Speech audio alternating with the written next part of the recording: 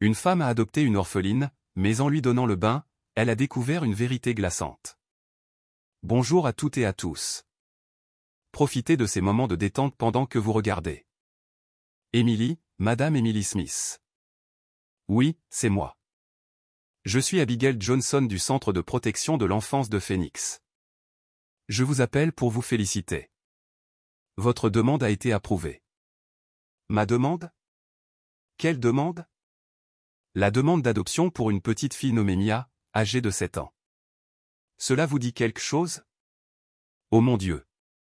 Je ne pensais pas que cela arriverait vraiment. Je croyais qu'ils étaient peut-être passés à autre chose. Pas du tout. Nous avons tout examiné attentivement. Mia est une enfant adorable qui a besoin d'un foyer stable. Nous serions ravis que vous veniez la rencontrer ce samedi. Merci. Merci infiniment. Elle a mis fin à l'appel, les mains tremblantes. Lentement, elle s'est enfoncée dans le fauteuil, submergée. Des années à remplir des formulaires, à passer des entretiens, à réussir toutes les évaluations financières et psychologiques, s'accrochant discrètement à l'espoir même quand il s'amenuisait. Et maintenant, ceci, un miracle. Madame Carter, êtes-vous libre ce week-end? Qu'y a-t-il, Emily? Je vais adopter une petite fille. Elle s'appelle Mia. Elle a 7 ans. Emily, tu es sérieuse? Après tout ce temps? J'ai besoin d'acheter quelques affaires, d'aménager sa chambre. Viens-tu faire du shopping avec moi? Bien sûr. Tu vas être une maman formidable. Samedi matin. Le refuge se trouvait dans un quartier plus ancien de la ville, le bâtiment usé par le temps, la peinture s'écaillant des murs. Emily a ouvert le portail rouillé qui a gémi en bougeant. Une jeune membre du personnel l'a accueillie. Bonjour, je suis Grace. Mia est dans la pièce d'un accent grave côté et vous attend.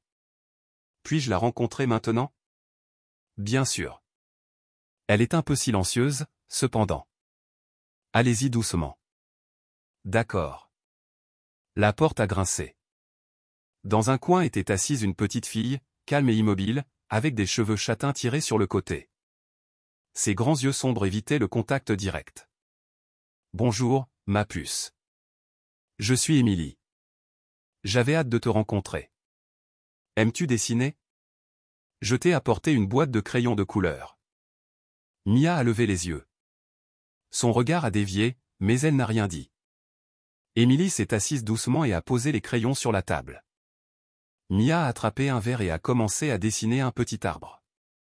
Tu aimes les arbres? Moi aussi. J'ai un petit jardin à la maison. Peut-être pourrions-nous planter des tournesols ensemble. Ça te plairait? Voudrais-tu venir vivre avec moi? Mia l'a regardé longuement. Elle n'a pas parlé mais a fait un petit signe de tête. Madame Emily, il y aura une période d'ajustement de 2 semaines. Si tout se passe bien, la pleine garde sera finalisée d'ici 1 mois. Je comprends. Je lui donnerai tout l'amour que j'ai. Sur le chemin du retour, Mia était assise à l'arrière, serrant un ours en peluche usé. Emily a mis une musique instrumentale douce. Les rues étaient calmes, la brise fraîche d'avril soufflant par les fenêtres légèrement ouvertes. Mia, tu as faim? Un peu. Nous nous arrêterons à la boulangerie de M. James. Ils font les meilleurs croissants de la ville. D'accord. C'était la première fois que Mia disait un mot. Voudrais-tu que ta chambre ait du papier peint avec des papillons ou des étoiles? Des papillons? Alors nous ferons ton petit jardin de papillons. Qu'en dis-tu? J'aime le violet. Parfait. Des draps violets, ce sera ça. Mia a hoché la tête mais a gardé ses distances. Quand Emily a essayé de lui toucher l'épaule, la petite fille a tressailli et s'est reculée. Je suis désolé. Je voulais juste c'est bon. Je vais bien. Mais ses yeux tremblaient. La première nuit, Mia n'a pas pu dormir. Elle est restée immobile, les yeux grands ouverts, serrant fort son ours en peluche. Emily se tenait à l'embrasure de la porte, la regardant. Je vais laisser la veilleuse allumée. D'accord. D'accord. Si tu as besoin de quoi que ce soit, appelle-moi. D'accord. Quelque temps plus tard, quand Émilie est retournée dans sa chambre, elle a entendu un doux murmure « Merci, maman ». Le lendemain, Émilie a emmené Mia au parc. « Tu veux essayer les balançoires ? Je veux juste m'asseoir avec toi. » D'accord, asseyons-nous sur le banc. Il y a beaucoup de monde ici. Oui, mais je serai toujours juste à côté de toi. Un petit garçon a couru et a légèrement bousculé Mia. Elle a sursauté, a couvert sa tête, les lèvres serrées. Émilie s'est figée. Ça va ? Je vais bien. Je ne pleurais pas. Tu peux pleurer si ça fait mal. Pleurer, ce n'est pas mal. Non. Si je pleure, ils se fâcheront. Émilie a doucement serré la main de Mia. Personne n'a le droit de te faire du mal. Personne n'a le droit de se fâcher contre toi parce que tu pleures. Mia a baissé la tête. Silencieuse. Dimanche soir. Émilie a appelé Madame Carter. Comment va-t-elle ? Qui ça ? Mia. Oh, Mia. C'est une bonne fille, mais on dirait qu'elle a peur de quelque chose. Elle ne laisse personne lui toucher les mains ou les épaules. Mon Dieu. Peut-être qu'elle a été je ne sais pas, Suzanne, mais il y a quelque chose dans ses yeux. Pas seulement de la tristesse. C'est de la peur. Une peur enfouie jusqu'à l'os. Tu vas lui demander ? Non, j'ai peur de lui faire encore plus de mal. Je veux attendre. Attendre qu'elle me fasse confiance. Le lendemain matin, Émilie a préparé le petit déjeuner. Mia était assise en silence, remuant son lait avec une cuillère. Tu aimes le lait chaud ? Pourrais-tu faire des toasts au miel ? Mia, puis-je te demander quelque chose ? D'accord. Si jamais je fais quelque chose qui te fait peur, peux-tu me le dire ? Tu ne me fais pas peur. Tu es plus gentil que les autres. Quels autres ? Tu n'es pas obligé de le dire si tu ne veux pas. Il y avait quelqu'un qui criait beaucoup et me frappait. Émilie s'est étouffée. Ses mains ont agrippé le bord de la table. Cet après-midi-là, Émilie a emmené Mia à la petite bibliothèque de la ville. La petite fille a choisi un livre intitulé La forêt enchantée. Tu aimes les forêts ? Je rêve d'une forêt toutes les nuits. Personne ne me frappe là-bas. Tu peux continuer à faire ce rêve et un jour nous le réaliserons. Mia a esquissé un petit sourire, un sourire fragile comme la brume du matin. Cette nuit-là, Émilie a placé leur première photo dans un cadre. Elle est Mia assise au parc. En dessous, elle a écrit à la main « Le premier jour de notre nouvelle vie ». Mia, j'ai préparé de l'eau chaude. Prenons un bain et mettons-nous en pyjama. D'accord. Je t'ai acheté un pyjama rose avec des lapins. Tu veux l'essayer ? Non, je ne veux pas me baigner. Il fait chaud aujourd'hui. J'ai juste peur que tu te sentes mal à l'aise. Je ne veux pas. Le premier cri. Mia a sauté de la chaise, a serré son ours en peluche, s'est adossée au mur. Tout son corps tremblait. Mia, ça va, ma puce. Je ne te force pas. Non. Non. Je ne veux pas. Pas aujourd'hui. J'ai peur. Je suis désolé. J'ai juste pensé je ne savais pas que ça te faisait si peur. Je vais me faire mal si je prends un bain. Émilie s'est figée, le cœur battant. La voix de Mia n'était pas forte, mais brisée, presque suppliante, comme si le bain était son pire cauchemar. Qui a dit que tu te ferais mal si tu prenais un bain ? Mia, est-ce que quelqu'un t'a fait quelque chose ? Non, je ne me souviens pas. Juste pas de bain, s'il te plaît. Cette nuit-là, Émilie a appelé Madame Carter.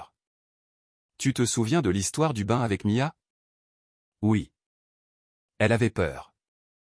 Non. Elle a paniqué comme si c'était de la torture. Mon Dieu. Et puis elle a dit quelque chose. Quoi ? Je vais me faire mal si je prends un bain. Suzanne, je commence à avoir peur. Quelque chose ne va vraiment pas. Après près d'une semaine, Émilie a demandé à nouveau. Mia, essayons un bain aujourd'hui. Si tu veux, je m'assierai juste devant la salle de bain et je parlerai. Personne ne te touchera. Tu resteras devant la porte. Oui, je n'entrerai pas. J'essaierai. Émilie a préparé la salle de bain. Lumière douce, eau chaude, serviette propre. Elle a placé quelques petits jouets en plastique près de la baignoire, espérant que Mia se sentirait en sécurité. Lorsque Mia est entrée, elle est restée immobile, fixant l'eau. Prends ton temps. Maman, si je t'appelle, tu entreras? Seulement si tu dis que c'est bon. D'accord. Émilie était assise dehors, appuyée contre la porte. 1 minute, 5 minutes. Puis une petite voix, maman. Maman, je suis là. J'ai besoin d'aide pour enlever ma chemise.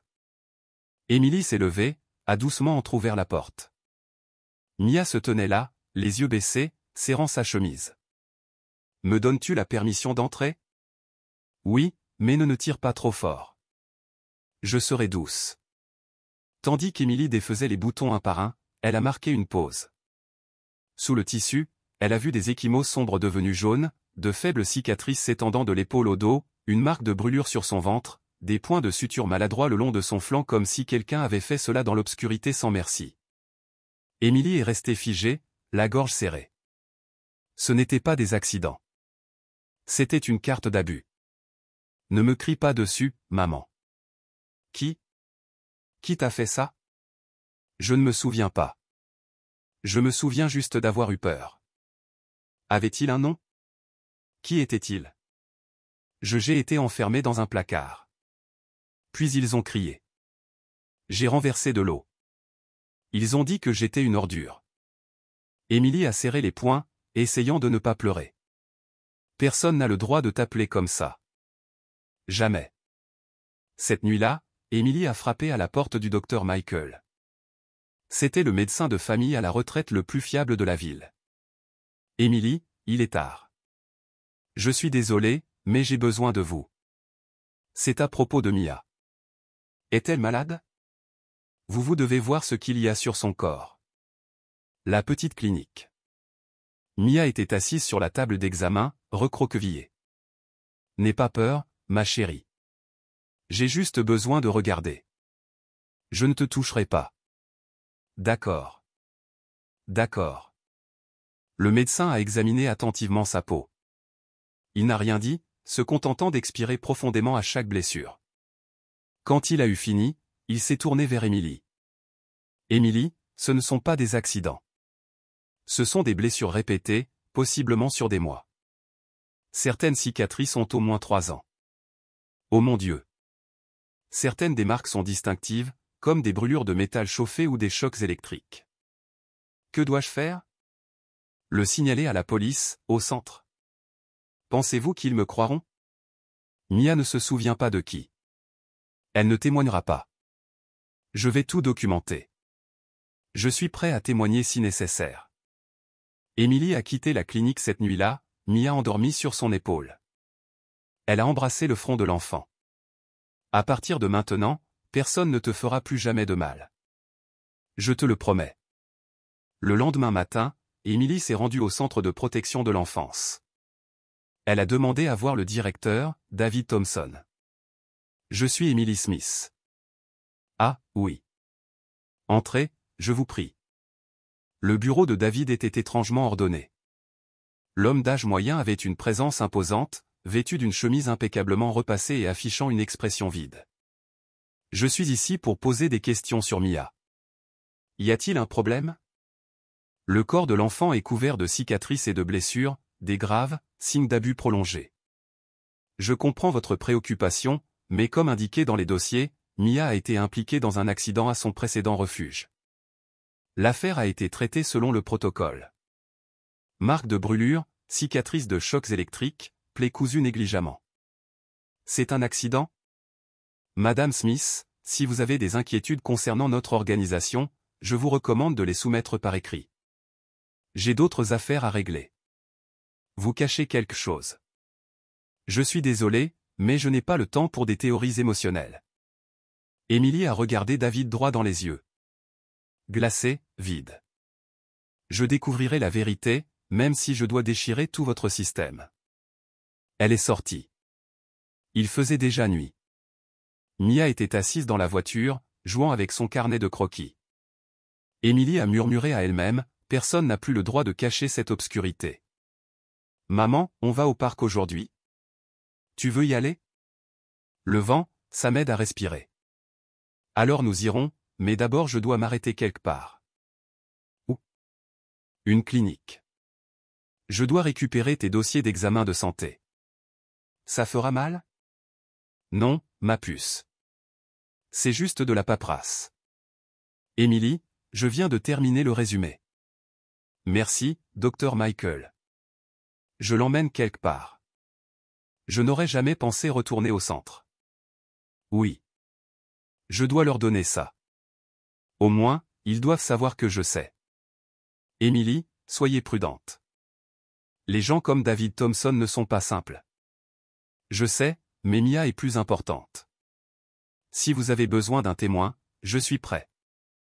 Je m'en souviendrai. Merci. En chemin vers le centre, Emily s'est arrêtée dans un petit café. Elle a commandé un expresso et a sorti son téléphone. Bonjour, Charlotte. J'ai besoin d'une faveur. Qu'y a-t-il, Emily? Ta voix est bizarre. Tu te souviens de la petite fille que j'ai adoptée, Mia? Bien sûr. Elle est adorable. Je soupçonne qu'elle a été gravement maltraitée, et le centre pourrait couvrir ça. Mon Dieu, tu as des preuves. Oui. Rapports médicaux, photos de blessures, souvenirs fragmentés de l'enfant. J'ai commencé à enquêter. Je connais quelques personnes qui travaillaient avec David Thompson. Certaines sont parties très soudainement. Je pourrais essayer de les contacter.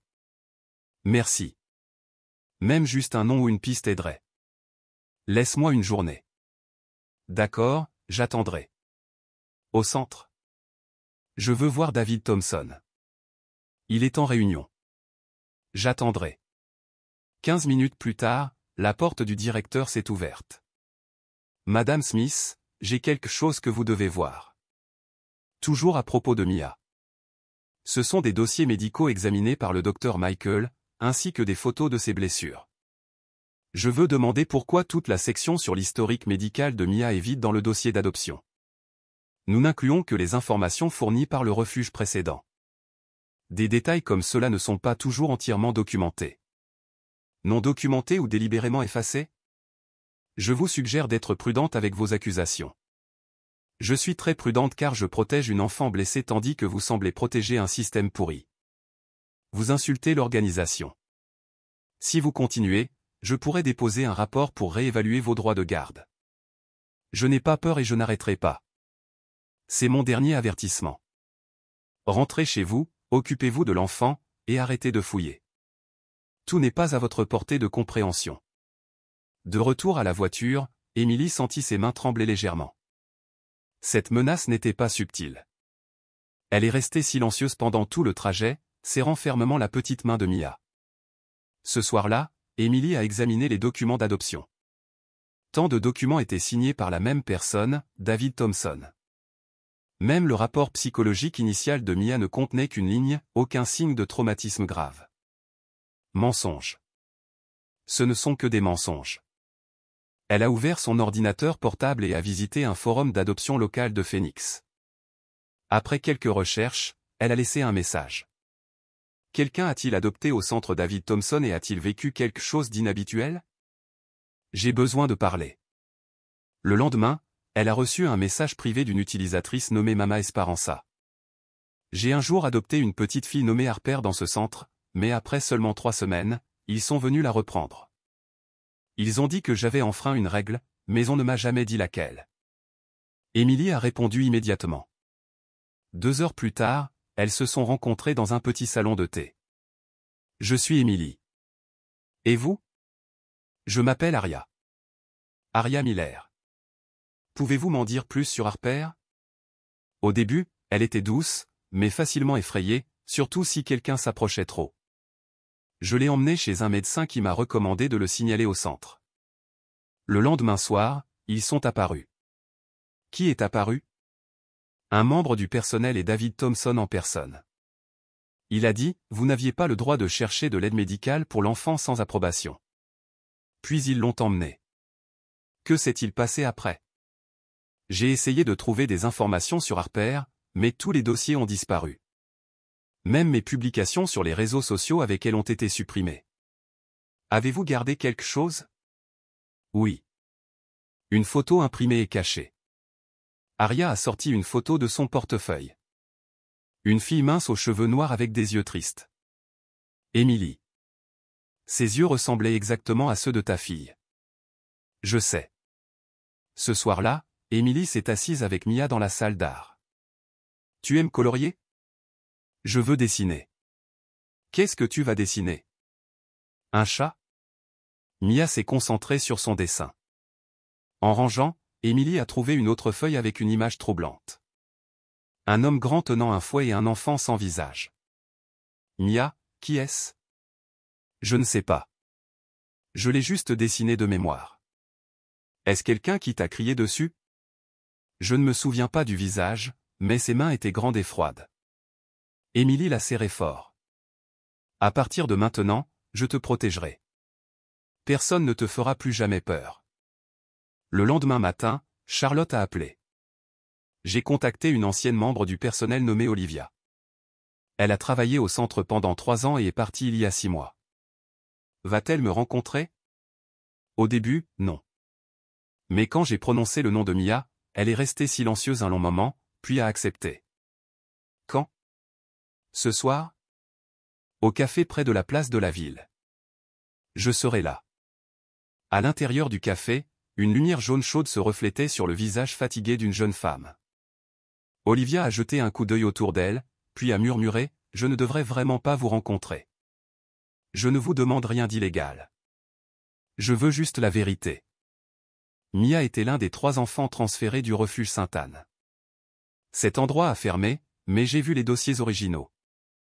Et tous les 3 présentaient des signes de traumatisme grave. Un enfant a même été hospitalisé avec un os cassé. Pourquoi ces détails ne figuraient-ils pas dans les dossiers d'adoption? Parce que David Thompson a ordonné leur suppression. Les nouveaux dossiers ont été faits par ces gens. Chaque cicatrice, chaque note médicale a été supprimée. Pourquoi avez-vous quitté ce travail? J'ai découvert qu'un garçon avait été renvoyé dans un état critique. Quand j'ai essayé de le signaler, j'ai été réaffecté. J'ai démissionné juste après. Est-ce que quelqu'un a déjà déposé une plainte contre lui? Une femme. Mais elle a disparu du système. Personne n'a pu la retrouver. Mais témoigneriez-vous? J'ai peur. Mais si d'autres s'expriment, je ne resterai plus silencieuse. Cette nuit-là, Emily a ouvert son ordinateur portable. Ses mains tremblaient, mais ses yeux étaient résolus. Elle a créé un dossier nommé Mia, la vérité. À l'intérieur, elle a commencé à tout enregistrer. Photos de blessures, rapports médicaux, témoignages d'Aria, enregistrements d'Olivia.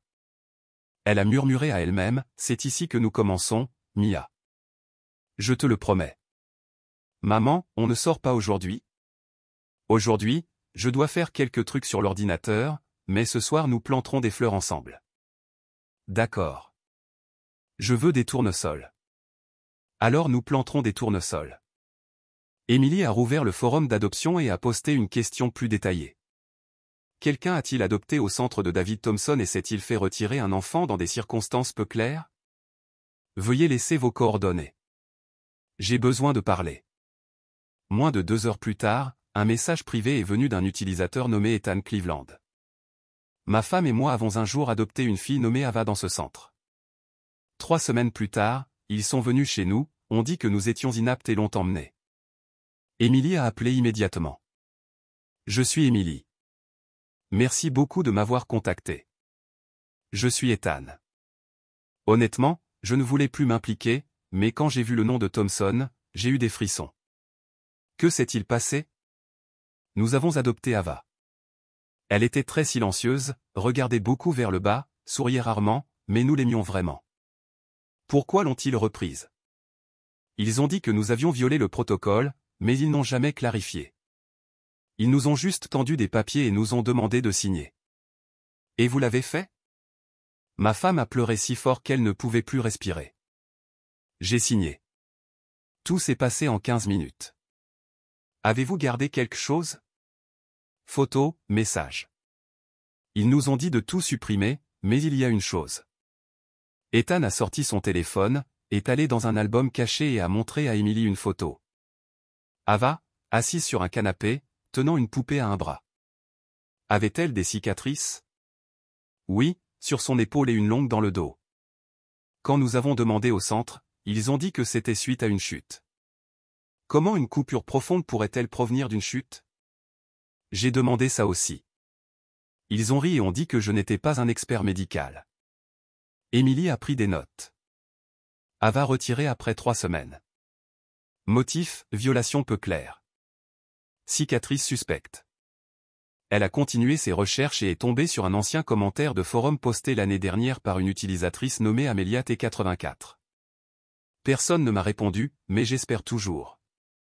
Quelqu'un a-t-il déjà adopté une fille nommée Isabella de Phoenix? Ils ont dit que j'avais tort et me l'ont enlevée, mais personne ne répond à mes lettres. Je veux juste savoir si elle est vivante ou morte. Bonjour, c'est Emily. J'ai trouvé votre ancien commentaire à propos d'Isabella. Isabella? Oh mon Dieu, qui êtes-vous? J'enquête sur des cas comme le vôtre. Je crois que Mia, ma fille, a aussi été une victime. Ils ont dit que j'étais folle. Ils ont envoyé un médecin chez moi.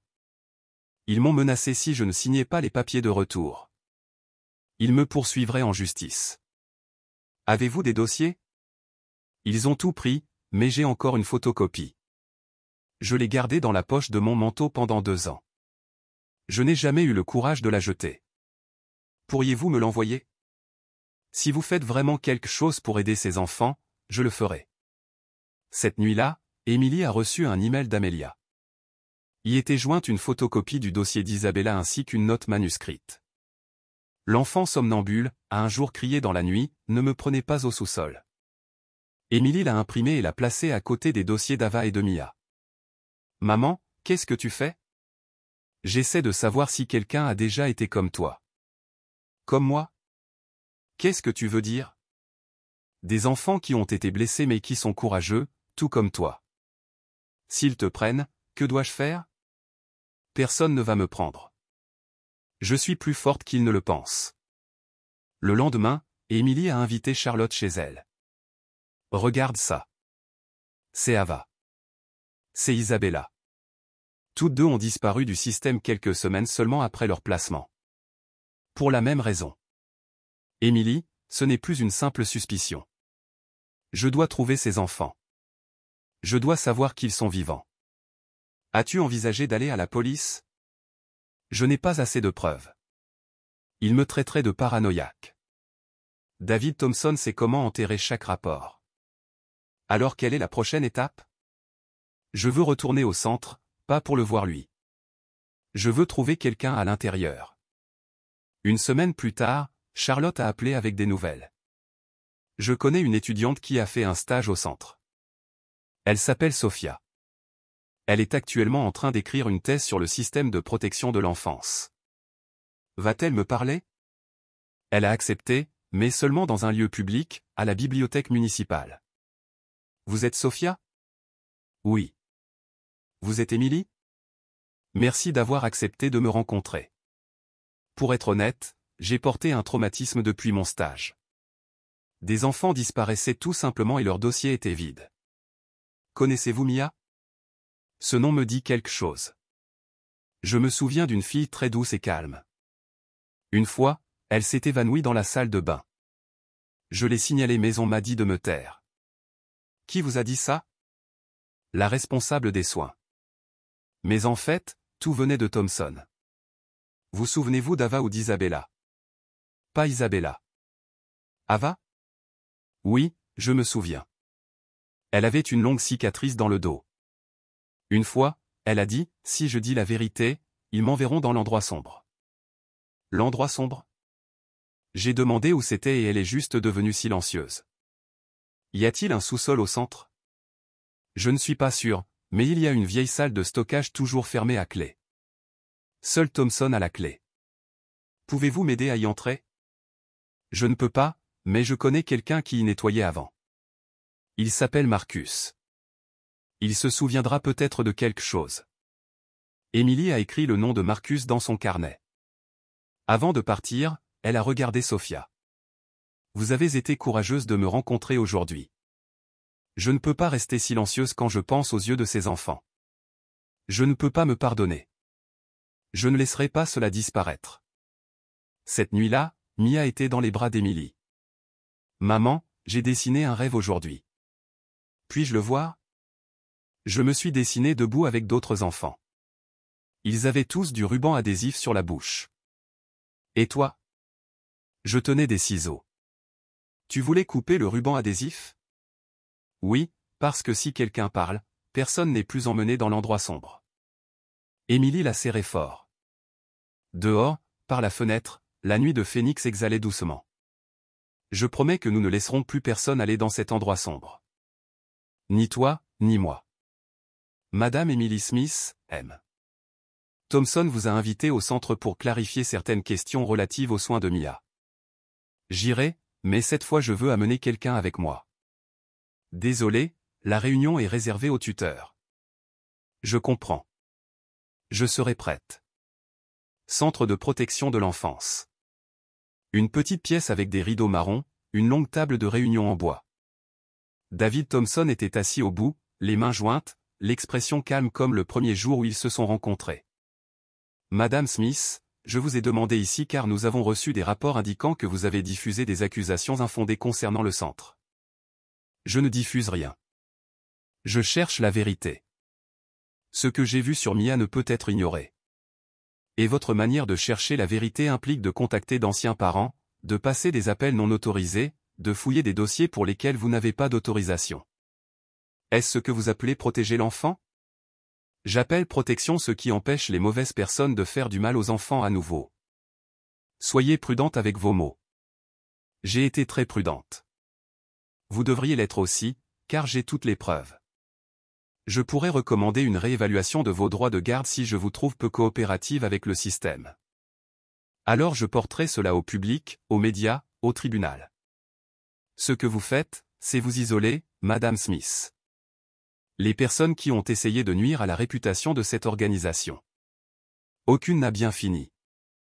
Emily s'est levée, l'a regardé droit dans les yeux. Vous êtes peut-être bon pour effacer les dossiers, Monsieur Thompson, mais je nettoie la vérité, et la vérité colle plus longtemps que l'encre. Cette nuit-là, Emily est rentrée chez elle. La porte d'entrée montrait des signes d'effraction. Elle est entrée, a appelé, Mia, où es-tu? Dans la salle d'art. As-tu vu quelqu'un d'étrange passer?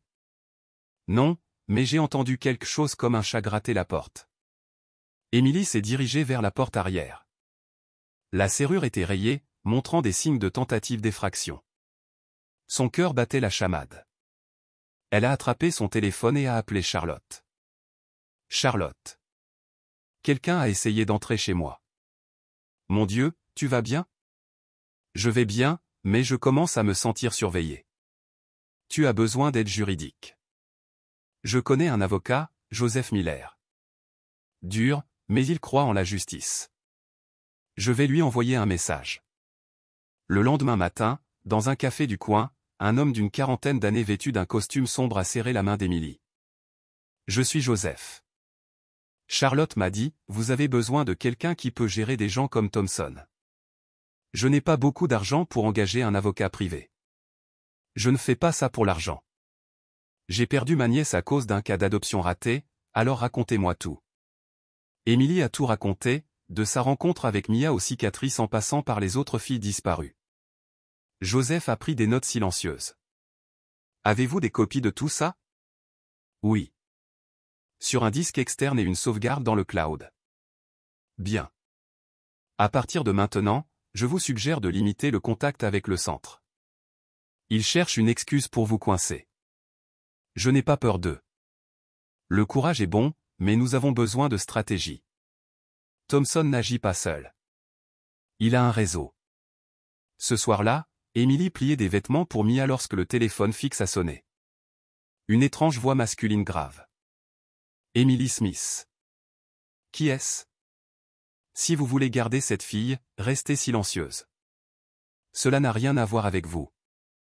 Qui êtes-vous? Quelqu'un qui a trop vu. Faites attention quand vous allumez les lumières la nuit. Parfois, elles ne s'allument pas. L'appel s'est terminé. Les mains d'Émilie tremblaient. Elle a serré le téléphone comme un bloc de glace. Mia est entrée de l'autre pièce. Maman, qu'est-ce qui ne va pas? Rien, ma puce. Juste un mauvais numéro. Au cours des 3 nuits suivantes, Émilie a reçu d'autres appels anonymes. Certains silencieux, certains juste des respirations. Une nuit, la sonnette a retenti à 3 heures du matin. Personne n'était là. Mia a commencé à avoir du mal à dormir. Elle se réveillait souvent en pleurant, murmurant « Ils sont de retour. Maman, ils sont de retour. » Le mercredi matin, Émilie a trouvé une note glissée sous la porte. Chaque mot que vous prononcez est un pas de plus vers la reprise de la fille. Surveillez votre bouche. Émilie a apporté la note à Joseph. Gardez ça. Je vais faire une analyse d'écriture. Peut-être que nous tracerons quelque chose. Je me fatigue, Joseph. Ils n'ont pas besoin de violence. Ils ont juste besoin de me faire perdre la tête. Vous n'êtes pas folle. Vous êtes la plus saine d'esprit de nous tous. Mais ils veulent vous faire vous sentir seule. J'ai l'impression de combattre une bête à 10 têtes. Et chacune d'elles sent l'argent, le pouvoir et la peur. Un vieil ami d'université nommé Daniel a refusé d'aider quand Émilie l'a contacté. J'ai travaillé dans les services sociaux. Je connais Thompson. Il a des liens avec les autorités municipales. Vous ne pouvez pas gagner. Je n'ai pas besoin de gagner. J'ai juste besoin de protéger ma fille. C'est peut-être exactement ce qui vous la fera perdre. J'accepterai ce risque. Le lendemain, quand Émilie a récupéré Mia de son cours d'art, la professeure a murmuré « Mia n'est pas concentrée ». Elle n'arrête pas de regarder par la fenêtre, murmurant quelque chose. A-t-elle dit quelque chose de précis? Juste une phrase, ils savent que je dessine. Cette nuit-là, Émilie s'est assise à côté de Mia pendant qu'elles dessinaient ensemble. Qu'est-ce que tu dessines? Une maison avec un grand verrou sur la porte. Pourquoi le verrou? Pour les garder dehors. Je ne veux pas aller au sous-sol. As-tu déjà vu le sous-sol? Je ne suis pas sûr, mais j'ai une fois rêvé qu'il m'y traînait. Mes mains étaient attachées et ils ont dit « encore une mauvaise ». Qui a dit ça? Je ne sais pas. Leur visage était couvert. Le lendemain matin, Joseph a appelé. J'ai de mauvaises nouvelles. Un dossier lié à Isabella, celui dont vous m'avez parlé, vient d'être supprimé illégalement de la base de données des services sociaux. Thompson, très probablement. Et maintenant, ils utilisent la loi pour couvrir leurs traces. Alors nous devons agir plus vite. Je suis d'accord, mais nous avons besoin d'un coup dur. Je pense à quelque chose. Une lettre publique avec tout ce que j'ai. Vous vous exposerez.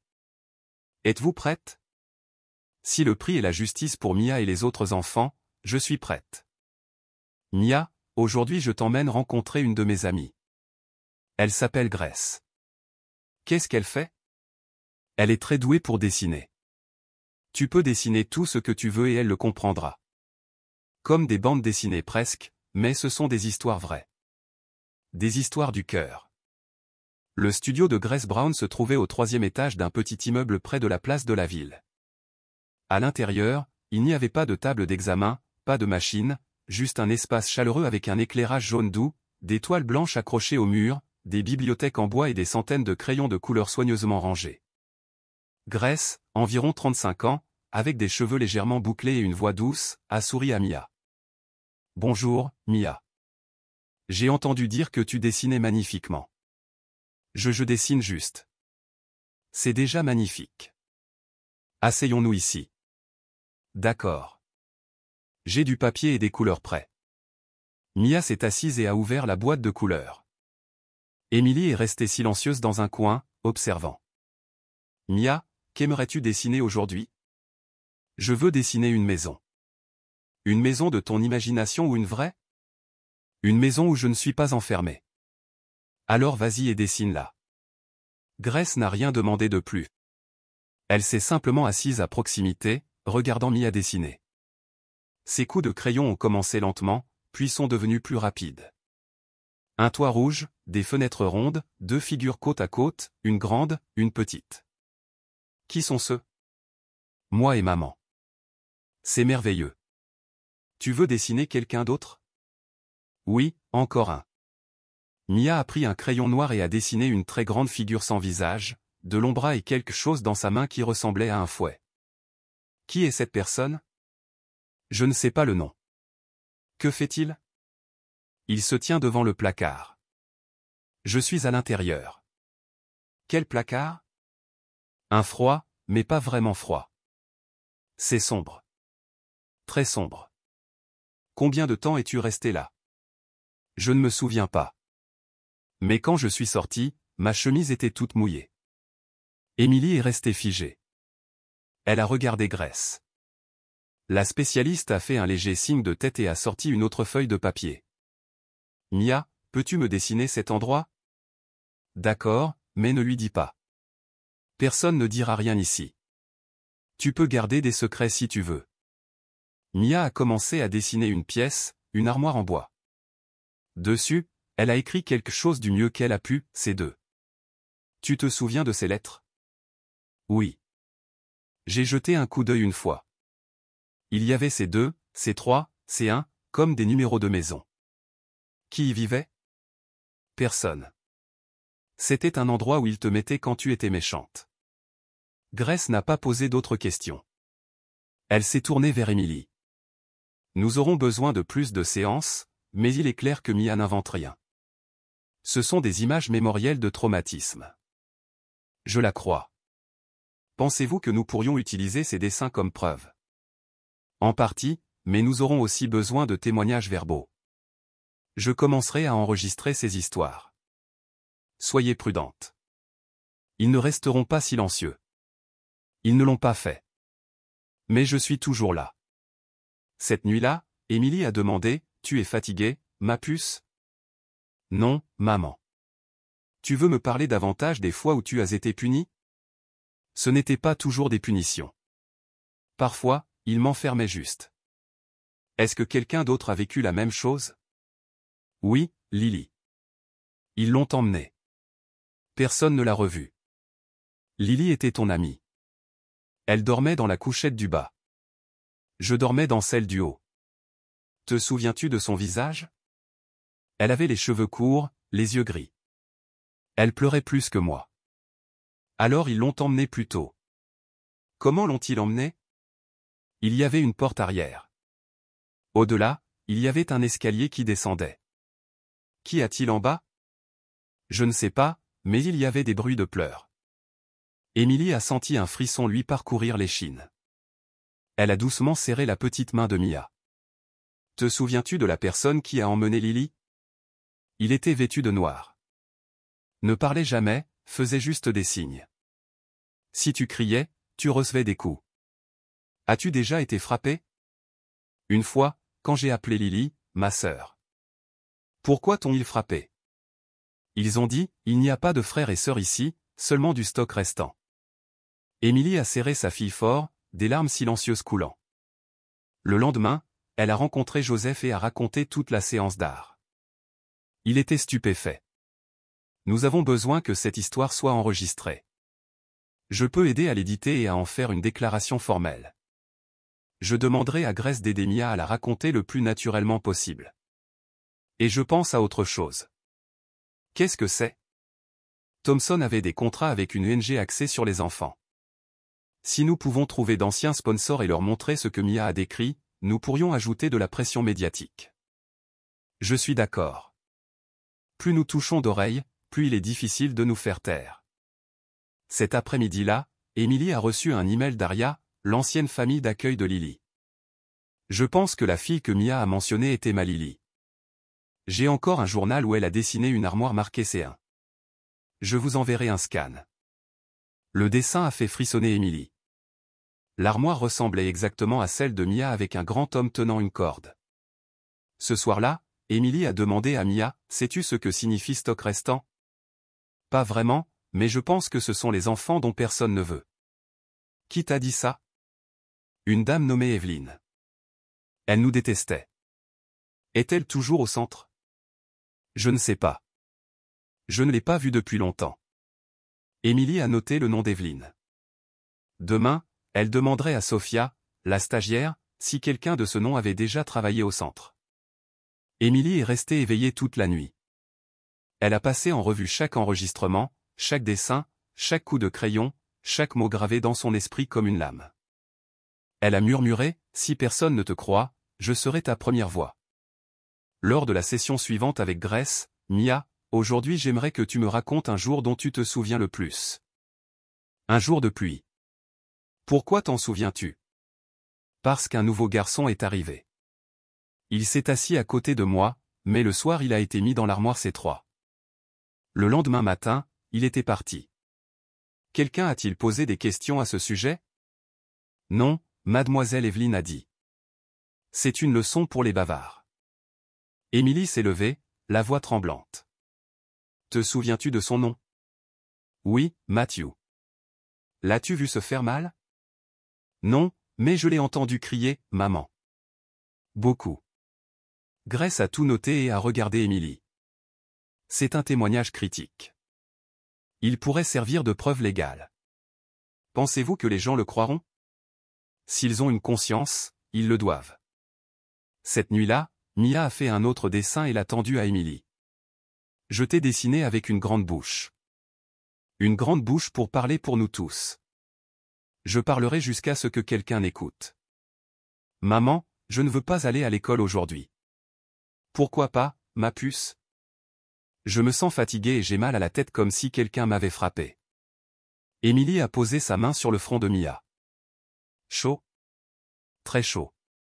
Elle l'a emmenée en urgence à la voiture. Elle a une forte fièvre, 39,5 degrés Celsius, 103,1 Fahrenheit, probablement due au stress et au manque de sommeil. C'est grave? Pour l'instant, non.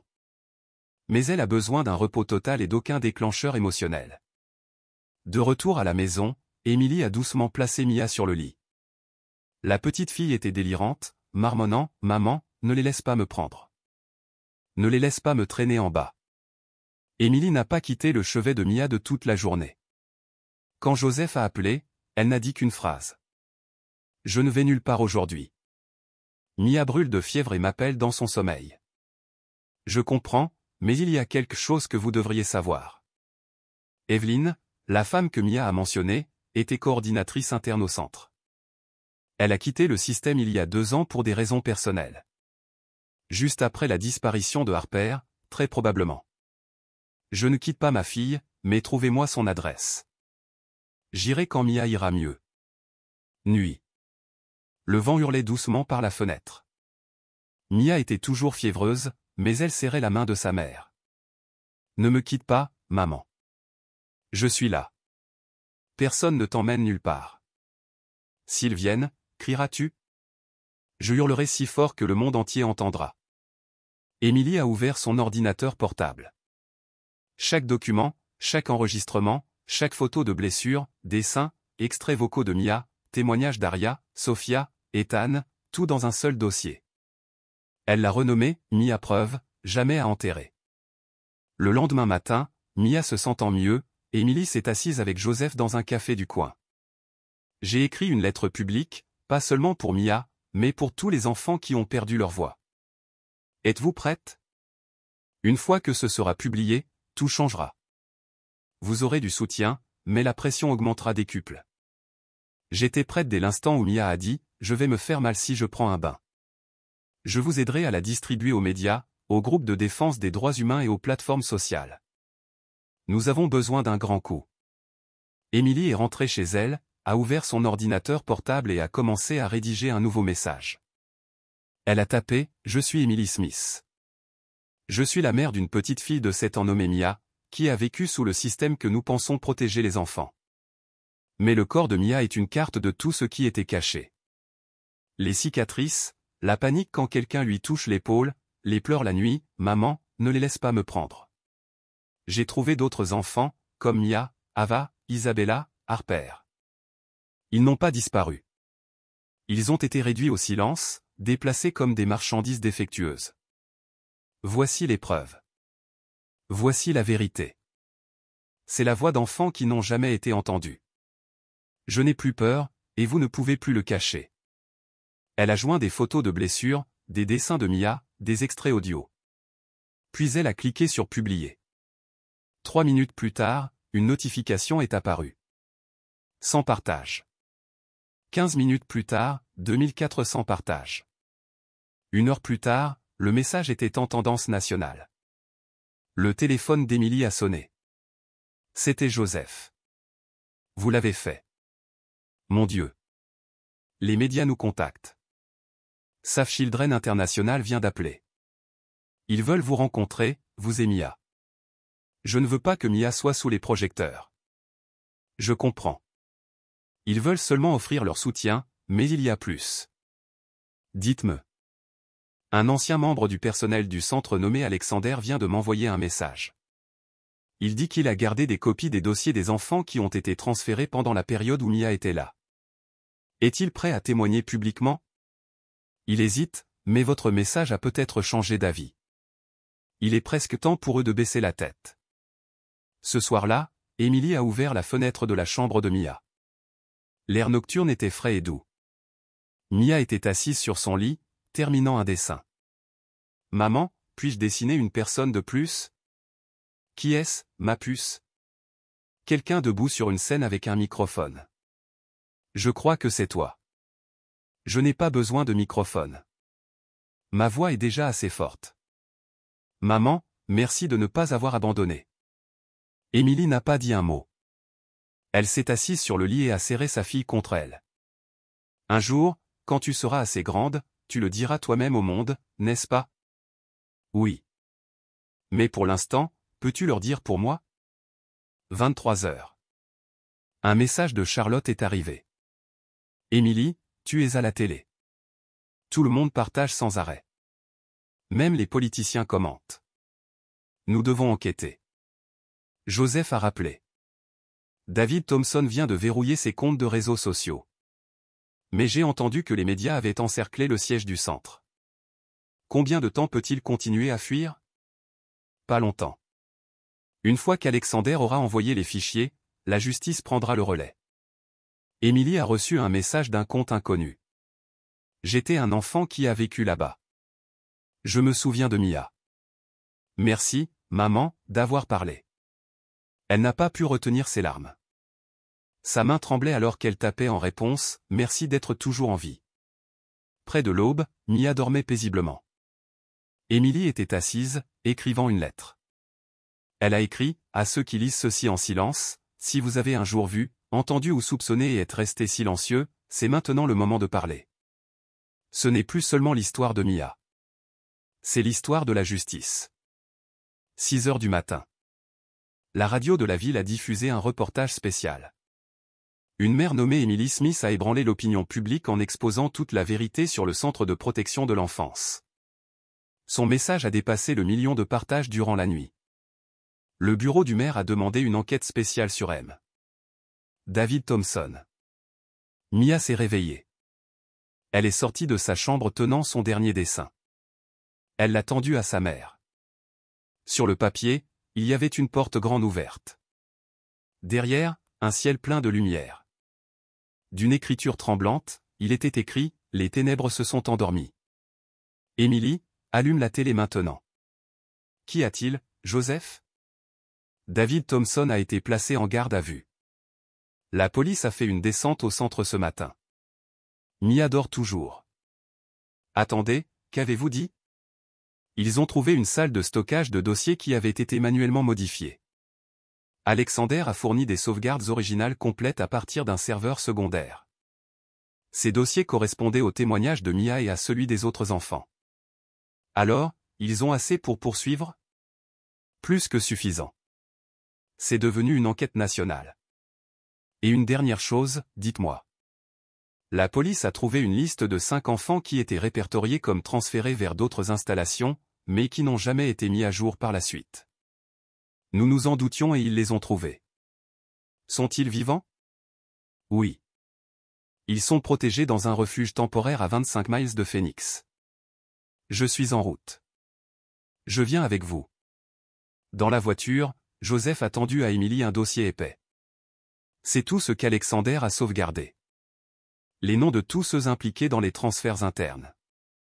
Thompson était en haut, mais beaucoup d'autres ont signé des documents, des évaluations psychologiques, même des médecins. Donc, tout le système a fermé les yeux. Pas seulement aveugles, ils ont coopéré pour retirer les enfants jugés trop difficiles ou non adaptés aux soins de longue durée. La note qu'ils utilisaient était « aucune valeur d'adoption durable ». Valeur. Comme si ces enfants étaient des marchandises défectueuses. Je veux les voir de mes propres yeux. Je dois savoir qu'ils respirent encore. Et Mia a besoin de savoir qu'elle n'est pas la seule à avoir survécu. Au refuge d'urgence en périphérie, une femme les a accueillis. Bonjour, je suis Madison. Je supervise l'unité d'hébergement temporaire. Vous êtes ici pour l'affaire Thompson, n'est-ce pas? Oui, nous aimerions rencontrer les enfants découverts ce matin. Il y en a 5, 3 filles, 2 garçons, émotionnellement instables, mais en sécurité maintenant. Entrez, je vous prie. La pièce était large avec des murs de couleur crème pâle. Les 5 enfants étaient assis en rang sur des chaises, les yeux remplis de confusion et de peur, comme si tout pouvait disparaître à chaque seconde.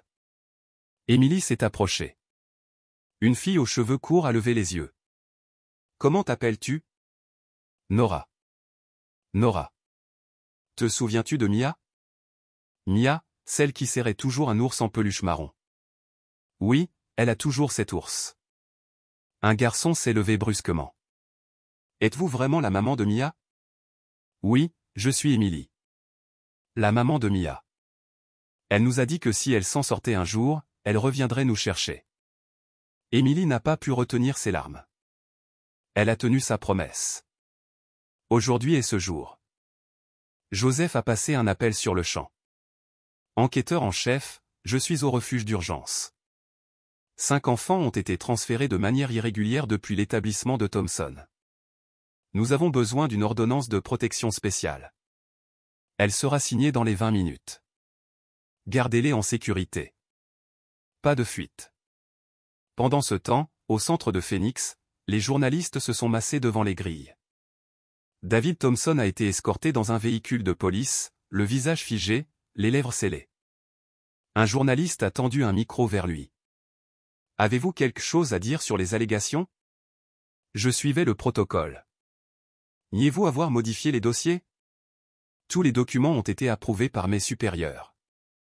Je n'avais aucune autorité pour agir seul. Qu'en est-il des 5 enfants disparus? Je n'en ai jamais été informé. Des cris ont éclaté dans la foule. Vous êtes un monstre. Les enfants ne sont pas jetables. Rendez-leur leur enfance. David Thompson a baissé la tête et est entré dans la voiture de police. Cette nuit-là, Emily est rentrée chez elle. Mia était éveillée mais faible. Emily est entrée dans la pièce et s'est assise près du lit. Où es-tu allée, maman? Je suis allé rencontrer tes vieux amis. Ils y sont vivants. Oui, tous les 5. Et Harper? Je n'ai pas encore trouvé Harper, mais les autres se souviennent très bien de toi. Alors je n'ai plus à avoir peur? Non, ma puce, tu n'as plus à avoir peur. La personne qui t'a fait du mal est en train d'être emmenée. Est-ce que quelqu'un me croit? Tout le pays t'écoute, Mia. Joseph a envoyé un message. Le procureur a accepté le dossier pour inculper Thompson et 3 complices directs. La liste complète sera annoncée demain. Le lendemain matin, les nouvelles nationales ont rapporté qu'une enquête majeure sur le système de protection de l'enfance avait été lancée suite à de graves fautes au centre de Phoenix. David Thompson a été inculpé de 7 chefs d'accusation, incluant la maltraitance d'enfants, la falsification de dossiers et les transferts illégaux. Les enfants précédemment étiquetés comme inaptes aux soins de longue durée reçoivent maintenant un traitement psychologique et une protection spéciale. La femme qui a déclenché l'enquête, Emily Smith, est saluée comme la première voix à briser le silence. Charlotte a appelé en larmes. Emily, tu l'as fait. Tu l'as vraiment fait. Je n'ai fait que ce qu'une mère est censée faire. Tu sais quoi? 12 autres familles viennent de s'inscrire pour témoigner. Elles ont dit qu'elles avaient été forcées au silence, mais maintenant elles n'ont plus peur. Plus il y a de voix qui s'élèvent, moins ils ont d'endroits pour se cacher. tu as allumé un vrai feu au centre de protection. L'ancienne enseigne a été retirée. Un nouvel avis était en cours d'installation. Suspendu temporairement dans le cadre d'une enquête spéciale. Mia a fait un nouveau dessin. Pour la première fois, il n'y avait pas d'homme avec un fouet, pas d'armoire sombre, pas de corde, juste une petite maison, un jardin de tournesol, et à côté, d'une écriture tremblante, Maman et la lumière. Émilie a demandé, que as-tu dessiné de si beau? Mia a dit, j'ai dessiné aujourd'hui. Qu'est-ce qu'il y a de spécial aujourd'hui? Aujourd'hui. J'ai senti la lumière du soleil dans mon cœur. Soir. Joseph et Émilie se sont rencontrés une dernière fois à l'établissement temporaire. Il a placé un dossier épais sur la table. C'est le dossier complet prêt à être transmis au procureur général. Je veux que vous gardiez la copie finale. Je ne sais pas quoi dire. Continuez simplement d'être la mère que vous avez été. C'est la meilleure chose dont ce monde a besoin. En partant, Émilie s'est arrêtée à la grille. La grille où des centaines de cris avaient autrefois été enterrés, maintenant scellés, délimités par du ruban de police. Elle a murmuré, ils ne doivent jamais être autorisés à revenir. Joseph s'est tenu à ses côtés et a hoché la tête. Nous planterons des fleurs ici un jour. Non, des fleurs, a dit Émilie doucement. Pas n'importe lesquelles. Alors quoi? Des tournesols. Il se tourne toujours vers la lumière. Tout comme Mia. Maman. Je n'ai plus peur de rêver. Vraiment? Parce que j'ai rêvé que j'étais dans un champ de fleurs. J'ai entendu des rires. Pas de fouet. Pas d'obscurité. Que as-tu pensé en te réveillant? Je veux planter beaucoup de fleurs avec toi. Une semaine après l'arrestation de David Thompson, le centre de protection de l'enfance a été définitivement fermé. Émilie a été invitée au siège temporaire du comité municipal de protection de l'enfance pour entendre la décision officielle. Joseph l'a accompagnée. Vont-ils m'accorder la pleine garde de Mia? Vous l'avez élevée, protégée, sauvé sa vie. Si le système a encore un peu de conscience, ce ne sera qu'une formalité finale. Je ne veux plus être sa temporaire. Vous êtes pour toujours, Émilie. La paperasse n'est qu'une formalité. Dans la salle de réunion principale, une représentante du comité s'est levée. Après avoir examiné tous les documents et les preuves connexes, nous déclarons qu'Emily Smith est par la présente reconnue comme la mère légale et permanente de Mia Smith. Merci. Merci beaucoup. De plus, le comité exprime sa gratitude officielle. Sans vos actions courageuses, ces autres enfants n'auraient peut-être jamais été retrouvés. Je n'ai fait que ce que toute mère devrait faire. Nous espérons tirer des leçons de cette histoire et changer la façon dont le système fonctionne.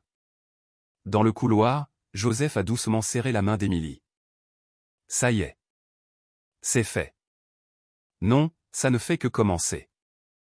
Commencer à être une vraie mère. Mia va être si fière. Je suis fier de la voir. De retour à la maison, Émilie est entrée dans la chambre de Mia et a posé sa main sur l'épaule de la petite fille. Ma puce, j'ai une bonne nouvelle. Qu'est-ce que c'est, maman? J'ai été officiellement reconnue comme ta mère. Tu étais déjà ma maman. Oui, mais maintenant le monde entier est d'accord. Alors, puis-je avoir une carte d'identité scolaire avec le nom Mia Smith? Bien sûr. À partir de maintenant, tu es Mia Smith, la fille la plus courageuse que j'ai jamais connue. Mia a souri, le sourire le plus éclatant qu'Émilie ait vu depuis le jour où elle l'avait ramenée à la maison. Cette nuit-là, Émilie a trouvé le vieux cadre photo, la première photo de Mia au parc tenant son ours en peluche. Elle a ouvert le tiroir et a sorti le dessin de Mia, une maison, une porte ouverte et la lumière du soleil brillant dans un cœur. Maman, puis-je t'appeler maman? Tu m'appelles déjà comme ça. Non, je veux dire du fond du cœur, comme les autres enfants appellent leur maman. Alors essaie, maman. Ce seul mot a fait éclater Émilie en larmes. Dis-le encore, maman. Oui, mon bébé. Je suis là. Je serai toujours là. Joseph est venu rendre visite. Mia a couru pour l'accueillir. Oncle Joseph. Maman m'a inscrite au registre de la famille. Waouh. Ça veut dire que tu es officiellement une citoyenne maintenant, hein? Je veux aussi un certificat de bravoure nationale. Je pense que tu l'as mérité. Joseph est entré. Émilie, je ne suis pas ici en tant qu'avocat aujourd'hui. Alors qui êtes-vous? Un ami qui est reconnaissant que vous ayez fait ce que personne d'autre n'osait faire. Je me sens toujours hanté. À cause de Lily? Oui, nous ne l'avons toujours pas trouvée. Mais grâce à Mia, grâce à vous, des dizaines d'autres enfants sont en sécurité maintenant. Je n'arrêterai pas. Mais maintenant, je vais ralentir un peu pour Mia. Une semaine plus tard, Émilie a emmené Mia à son premier cours d'art dans sa nouvelle école. Là, Mia a vu Nora, la fille du groupe des 5 enfants secourus. Mia, Nora. Les filles se sont étreintes. Plus de tressaillements. Plus de peur. La professeure a demandé, vous vous connaissez toutes les deux? Nous vivions dans un endroit avec des armoires verrouillées, mais maintenant nous sommes dans un endroit avec des fenêtres lumineuses et des tournesols. La classe a semblé perplexe. La professeure a souri et a hoché la tête. Et c'est ici que vous dessinerez le monde avec vos propres couleurs. Ce week-end-là, Émilie et Mia ont travaillé dans le jardin. Émilie a disposé les graines de tournesol soigneusement. Maman, combien devrions-nous en planter? Essaie de compter. 1, 2, 3, 10. 10 plantes. Chacune représente un enfant que nous avons aidé ensemble. Alors la prochaine fois, nous en planterons davantage car il y aura plus d'enfants qui auront besoin de nous. Il y en aura sûrement. Cet après-midi-là, Charlotte est passée. Oh mon Dieu, regarde-la. Ce sourire pourrait éclairer toute la rue. Tati Charlotte, Mia, tu es devenue le cœur de cette ville. Tout le monde parle de toi comme d'un petit miracle. Je ne suis pas un miracle. Alors qu'es-tu, ma douce? Je suis Mia. Je suis la fille de maman Émilie. Des larmes ont monté aux yeux de Charlotte alors qu'elle se tournait vers Émilie. Dieu a mis cet enfant dans ta vie. Et tu as fait plus pour elle que n'importe quel médecin, fonctionnaire ou journaliste n'aurait jamais pu faire. J'ai juste suivi un cri que personne d'autre n'osait entendre. Ce jour-là, Mia a fait un dessin grand et plein de couleurs. À gauche, une petite fille solitaire était recroquevillée dans une armoire sombre. À droite, un champ de fleurs lumineuses s'épanouissait. Entre les deux, une femme aux bras ouverts tendait la main dans l'obscurité, tirant l'enfant. En bas, d'une écriture maladroite, Mia a écrit « Merci, maman, de m'avoir sauvé ». Émilie a lu les mots et a doucement serré Mia contre elle. Elle a murmuré « Non, ma puce. Tu m'as sauvé d'une vie sans lumière ». Un mois plus tard, une lettre est arrivée du bureau du maire. Nous sommes heureux d'inviter Mademoiselle Emily Smith et Mademoiselle Mia Smith à une cérémonie honorant les citoyens qui ont eu un impact significatif sur notre communauté. Lors de l'événement, le maire s'est adressé à la foule. Certains héros ne portent pas de cape. Ce sont des mères comme Emily qui ont élevé la voix quand le monde est resté silencieux.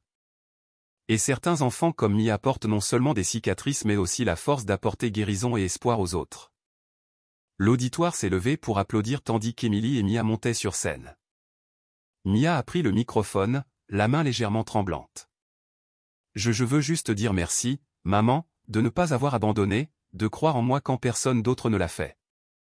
Après la cérémonie, une petite fille s'est approchée de Mia, âgée d'environ 6 ans, avec de grands yeux curieux. Tu es Mia? Oui, c'est moi. J'ai lu sur toi dans le journal. J'ai peur des bains aussi, comme toi avant. As-tu une maman? Pas encore, mais j'espère en trouver une comme la tienne.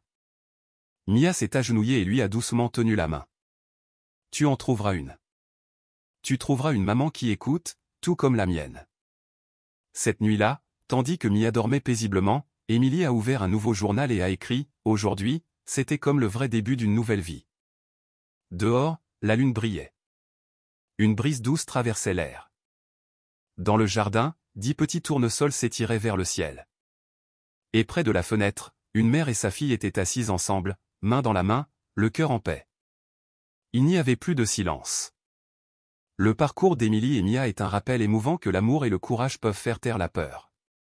Lorsque les adultes choisissent d'écouter et de défendre ceux qui n'ont pas de voix, la justice trouve son chemin.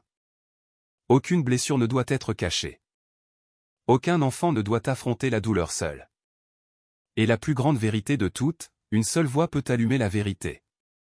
Et la lumière vaincra toujours l'obscurité, peu importe le temps qu'il faudra pour arriver. Si vous avez apprécié cette histoire, nous vous invitons à laisser un j'aime et à vous abonner à notre chaîne. Votre soutien nous motive à continuer de vous apporter des histoires émouvantes presque chaque jour. Nous sommes très reconnaissants de votre soutien. À bientôt.